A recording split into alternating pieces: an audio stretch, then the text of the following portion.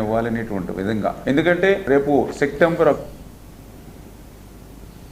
ప్రకాశం జిల్లా అద్దంకిలో renewable energy manufacturing zone కు భూములు ఇచ్చిన రైతులకు పరిహారం పంపిణీ కార్యక్రమం జరిగింది. మంత్రి గొట్టిపాటి రవికుమార్, జిల్లా కలెక్టర్ రాజాబాబు కలిసి 175 ఎకరాల భూములు ఇచ్చిన 37 మంది రైతులకు 31,57,00,000 రూపాయలు విలువ చేసే చెక్కులను అందజేశారు.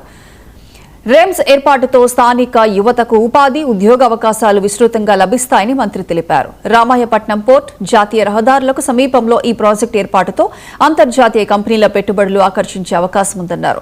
సీఎం చొరవతో ఈ ప్రాజెక్టు ద్వారా పునరుత్పాదక ఇంధన తయారీ రంగంలో ఏపీకి ప్రత్యేక గుర్తింపు లభిస్తుందని మంత్రి పేర్కొన్నారు.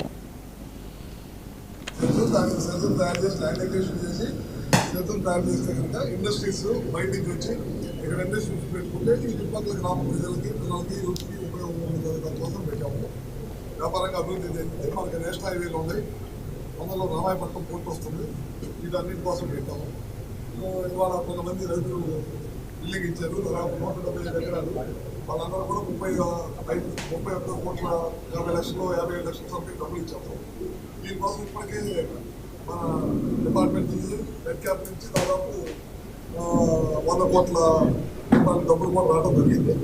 ఈ భూమి ఎప్పుడైతే రైతులు ముందుకు వచ్చిస్తున్నారో దీన్ని బలవంతంగా కాకుండా రైతులు ఒప్పించి ఒకరి తర్వాత ఒకరిని ఒప్పించి తీసుకుంటా ఉన్నాం అన్నమాట.